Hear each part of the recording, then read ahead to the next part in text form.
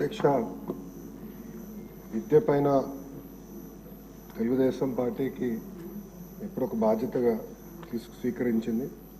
మీరు చూస్తే తెలుగుదేశం పార్టీ ఆవిర్భావం తర్వాత 11 డిఎస్సీలు ఏర్పాటు చేసి 1,50,000 మంది ఉపాధ్యాయుల పోస్టులు భర్తీ చేస్తాం జరిగింది అధ్యక్ష.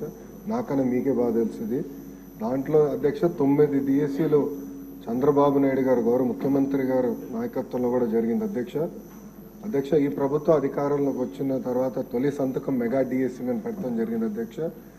దాంట్లో కూడా అభ్యర్థులందరూ నాకు నా నంబర్ దాదాపు రాష్ట్రం అంతా తెలిసిపోయింది. సో అందరూ నాకే డైరెక్ట్గా మెసేజ్ పెడుతున్నారు. దాంట్లో ప్రధానంగా టెట్ ఏర్పాటు చేసి టెట్ తర్వాత డిఎస్సీ పెడితే బాగుంటుందని కోరటం జరిగింది. దాంట్లో భాగంగా మీరు చూస్తే టెట్ నిర్వహించాము. దాని తర్వాత ఇప్పుడు డిఎస్సీ కూడా త్వరలోనే మేము నోటిఫికేషన్ కూడా ఇవ్వబోతున్నాం అధ్యక్ష. దాంట్లో 16,000 పైచిలక పోస్టులు మళ్ళీ భర్తీ చేయబోతున్నాం అధ్యక్ష. గత ప్రభుత్వం 5 సంవత్సరాల్లో ఒక్క ఉపాధ్యాయ పోస్ట్ కూడా భర్తీ చేయలేదు, కాలయాపన చేస్తాం జరిగింది అధ్యక్ష. పెద్దలు అన్నట్టు ఈరోజు నిరుద్యోగ యువకులు ఆశతో మన ప్రభుత్వం వైపు చూశారు. వాళ్ళు పోరాడారు కనుకనే ఈరోజు పెద్ద ఎత్తున మనకి దాదాపు 93% సీట్లు మన ప్రభుత్వం కైవసం చేసుకుంటాం జరిగింది. సో ఒక బాధ్యత ఉంది. ఉద్యోగాల కల్పన అనేది ఒక లక్ష్యంగా పెట్టుకున్నాం. మన సూపర్ 6 మేనిఫెస్టోలో తొలి హామీ 5 సంవత్సరాలు 20 లక్షల ఉద్యోగాలు కల్పిస్తామని, దానికి ప్రత్యేకంగా గ్రూప్ ఆఫ్ మినిస్టర్స్ ఏర్పాటు చేసిన చైర్మన్గా కూడా గౌరవ ముఖ్యమంత్రి గారు నియమిస్తాం జరిగింది. ఒక వార్ ఫుటింగ్ బేసిస్ పైన ఉద్యోగాల కల్పన ఒక లక్ష్యంగా పెట్టుకుని మన ప్రభుత్వం ముందరికెళ్తుందండి. ఈ సభాముఖంగా ఆంధ్ర రాష్ట్ర ప్రజలు కూడా నేను తెలుపుతున్నా అధ్యక్ష. రాజుగారు చెప్పినట్లు ప్రధానంగా ఏంటంటే ఇక్కడ 2-3 విషయాలు చెప్పారు. ఒకటి, ఎంతమందికి ఇంకా అంటే వేకెన్సీస్ ఎంతమందికి ఆర్డర్స్ అనేది ఇష్యూ చేసాం అనే దానిపైన ఒక డిస్కషన్ ఉంది అధ్యక్ష. గత ప్రభుత్వం నోటిఫై చేసిన వేకెన్సీస్ 4,534 అధ్యక్ష. దాంట్లో అపాయింట్మెంట్ ఆర్డర్స్ ఇప్పటికి ఇచ్చింది 3,939, అంటే ఒక 600, సుమారుగా ఒక 600 వేకెన్సీస్ ఉన్నాయి.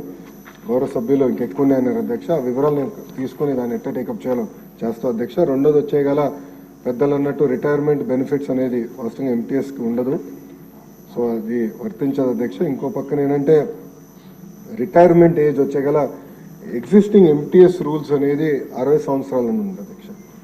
సో అది గౌరవ సభ్యులు కోరారు. అది నేను అధికారులతో చర్చించి మాకు గౌరవ ముఖ్యమంత్రి గారితో రివ్యూ మీటింగ్ అయినప్పుడు అది ఎట్లా టేకప్ చేయాలో అది కూడా డిస్కస్ చేస్తాను అధ్యక్ష.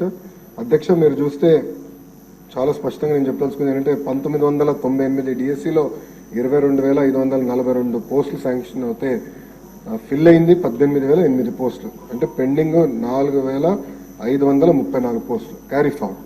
దాంట్లో 3,939 పోస్టులు ఎంటీఎస్ ద్వారా అపాయింట్మెంట్ అయింది. మిగిలింది 595 పోస్టులు అధ్యక్ష. ఫస్ట్ ఆ నెంబర్ వస్తాం అధ్యక్ష. దెన్ బ్యాలెన్స్ మీరు చెప్పినట్లు ఎట్లా టేకప్ చేయాలో గౌరవ ముఖ్యమంత్రి గారితో చర్చించి టేకప్ చేస్తాం. మీరు అన్నట్టు పాదయాత్రలో కూడా 1998 డిఎస్సీ మెంబర్స్ నన్ను కలిశారు. గత 5 నెలల్లో కూడా ప్రజా దర్బార్లో కూడా నాకు కలుస్తాం జరిగింది. సో సబ్జెక్టు నాకు అవగాహన ఉంది అధ్యక్ష. ఒక పద్ధతి ప్రకారం ఇది ముందలు తీసుకెళ్తాం. ఇది ఇంతేకాకుండా అధ్యక్ష, నిరుద్యోగ యువకులు ఒక హామీ వదలుచుకున్నాను అధ్యక్ష. నేను అధికారులు కూడా నేను చెప్పింది ఏంటంటే అసలు డిఎస్సీ పైన గతంలో ఎన్ని కేసులు పడినాయి, దేనివల్ల పడినాయి, ఎందుకంటే ప్రభుత్వం మనమే మేజర్ లిటిగెంట్ అవుతున్నాం. అట్లా కాదు, గతంలో పడిన కేసులన్నీ స్టడీ చేయండి. స్టడీ చేసి ఇప్పుడు ఇచ్చే డిఎస్సీ నోటిఫికేషన్ పకడ్బందీగా ఇవ్వండి. అందరికీ ఆమోదమైన డిఎస్సీ నోటిఫికేషన్ ఇవ్వాలి. ఇది మళ్ళీ ఒక లీగల్ లిటిగేషన్లోకి వెళ్ళకూడదు అని చాలా స్పష్టంగా నేను చెప్తాం జరిగింది. అధికారులు కూడా చాలా టైం పెట్టారు దానిపైన అధ్యక్ష. మీ అందరి సహకారంతో one of the best notification త్వరలో మేము ఇవ్వబోతున్నాం. యుద్ధ ప్రాతిపదికంగా పెండింగ్ ఉపాధ్యాయ పోస్టులని కూడా వచ్చే సంవత్సరంలో మేము భర్తీ చేస్తాం. థ్యాంక్ యూ అధ్యక్ష.